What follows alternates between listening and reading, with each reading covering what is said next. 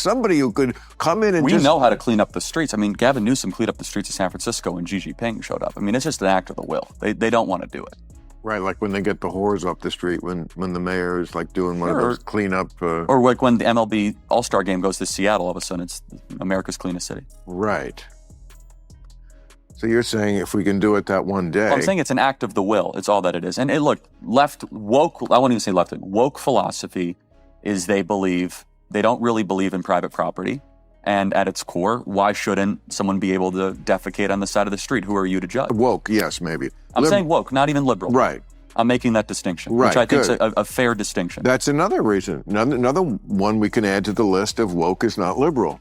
I think left versus liberal or woke versus liberal is an important distinction. Right. I will say what makes you different is few liberals stand up to the woke. And few liberals are willing to stand up to woke. Absolutely. And few conservatives stand up to Trump. Fair enough. I mean, you can stand up or disagree, but I guess you could say the question, is Trump, woke is an ideology. Is Trump an ideology? I mean, he's a person. MAGA is an ideology.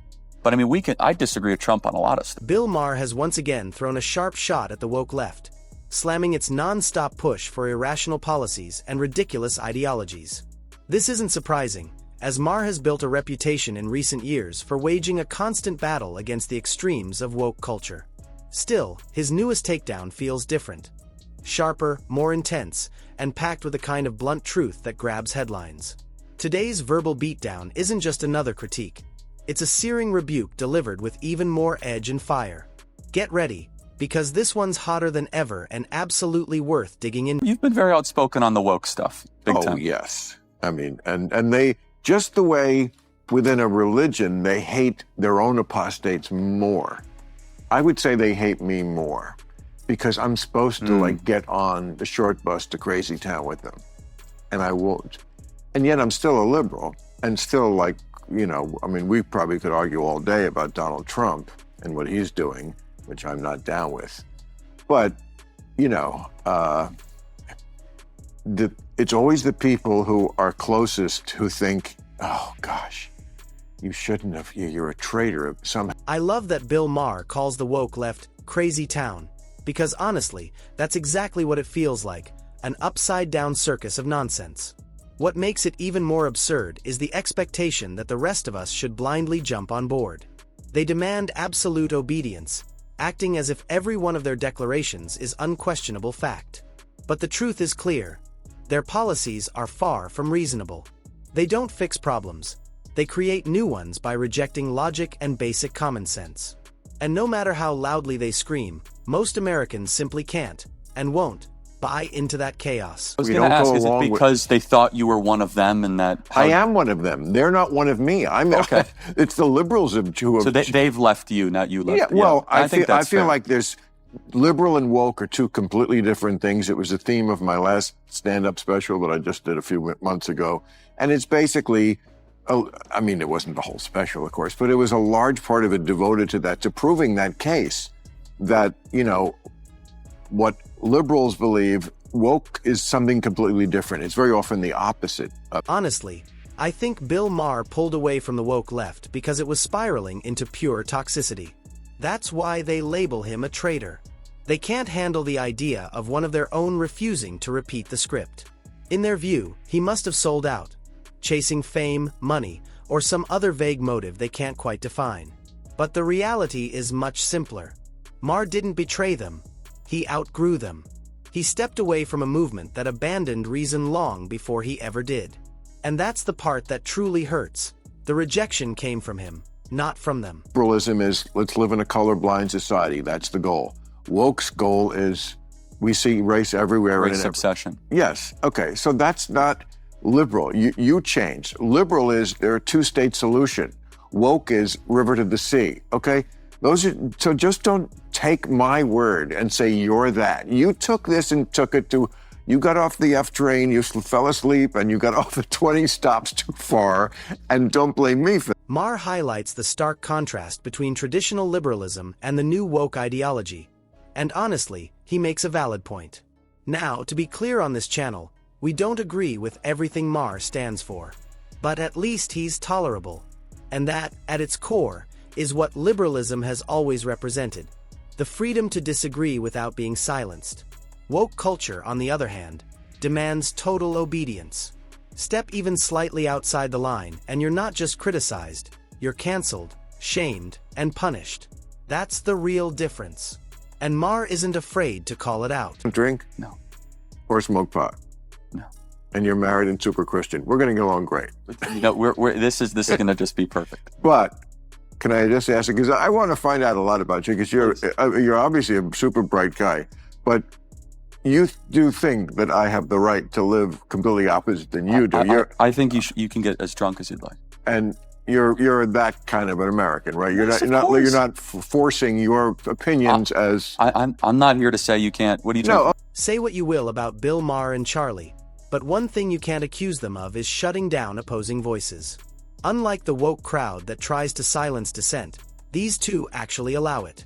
They hold firm, often controversial opinions, yet they don't force them down anyone's throat. Instead, they open the door for debate where different viewpoints can collide and coexist. They'd rather have a lively exchange than a one-sided echo chamber. That's rare these days. Whether you agree or disagree with them, you know you'll at least get a chance to be heard. And that's exactly what real dialogue should be. I've been to sometimes parties like the Hollywood parties, and this is probably not most of America exactly this way, but I wouldn't be surprised if it's that different. And first of all, in this town, it's all run by like the Nepo babies. The Nepo babies, the trust fund kids, is all these little 22-year-old The J.B. Pritzker types.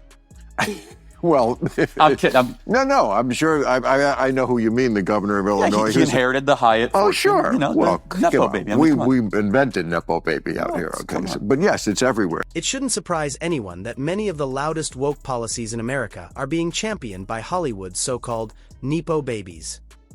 Now, this isn't to dismiss their abilities. Some may genuinely be talented at what they do.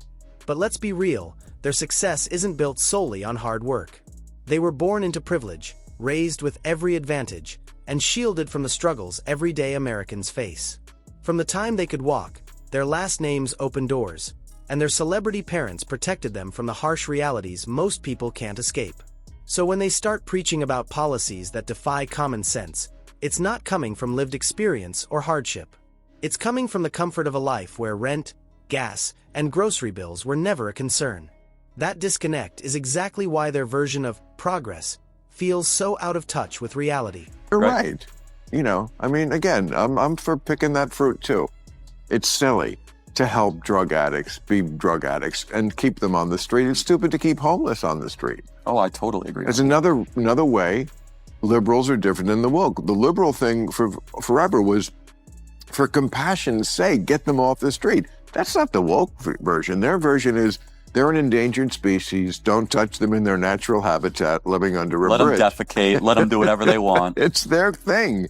And, you know, I mean, there should be nothing more basic than a government claiming the streets. The streets are for the city. Here, Maher delivers a harsh takedown of Gavin Newsom and other progressive governors who seem to think the answer to America's drug crisis is handing out more drugs.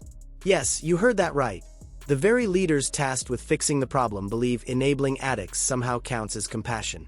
Add in their so-called sanctuary city policies, and what you've got is a full-blown recipe for disaster. Just stroll down the main streets of California today. What you'll witness is both heartbreaking and infuriating. Once thriving neighborhoods turned into open-air drug camps, addicts collapsed on sidewalks, and homeless encampments stretching for blocks. The smell, the needles, the overwhelming sense of decay, it's an eyesore and a public safety nightmare combined. Maher doesn't hesitate to say it plainly. These policies aren't saving lives. They're tearing cities apart. These things, maybe you can answer, why are these kind of things so difficult? You think, such common sense. Build a barracks. I know homeless people say they don't want to live there. You don't have a choice. Oh, we'll get robbed there. Hire security. It's pennies on the dollar.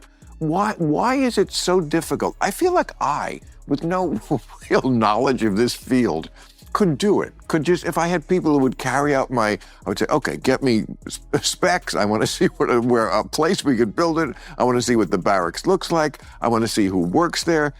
Is it really in the toilets? What? When you're living on the streets, the harsh truth is you don't get much say in how the government steps in. But let's be honest, the streets are not homes. No matter how advocates try to frame it, they should never be treated as such. Life on the pavement isn't dignified, it isn't sustainable, and it's definitely not safe. That's why the real goal has to be helping people off the streets, not enabling them to stay there indefinitely. And for those who argue that moving the homeless makes them vulnerable to theft, what do they truly have on the streets that can't already be stolen? Living in tents under overpasses, exposed to crime, disease, and addiction, provides no real security or protection. The bottom line is simple.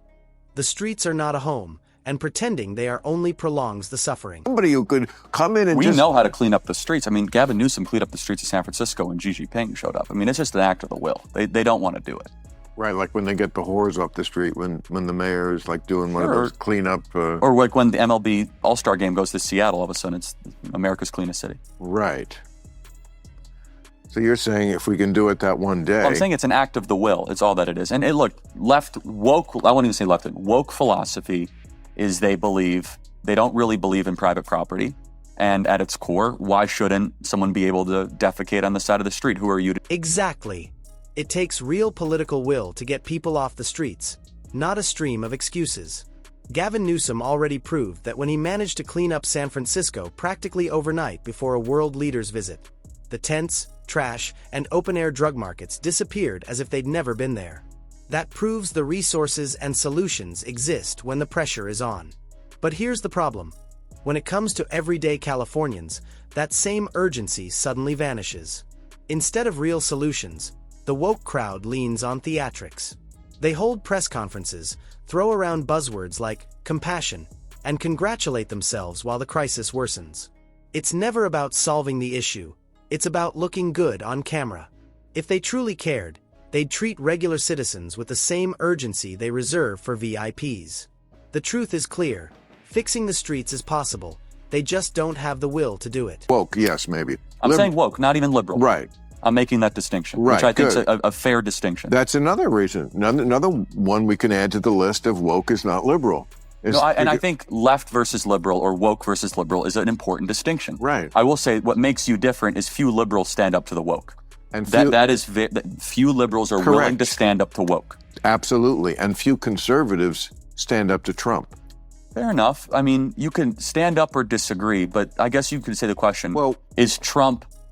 Woke is an ideology. Is Trump an ideology? I mean, he's a person. MAGA is an ideology.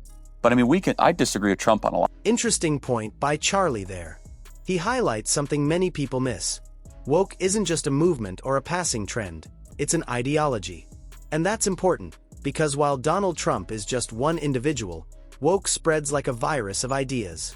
You can fight a person, vote them out of office, or silence them on social media. But you can't so easily stop an ideology once it takes root.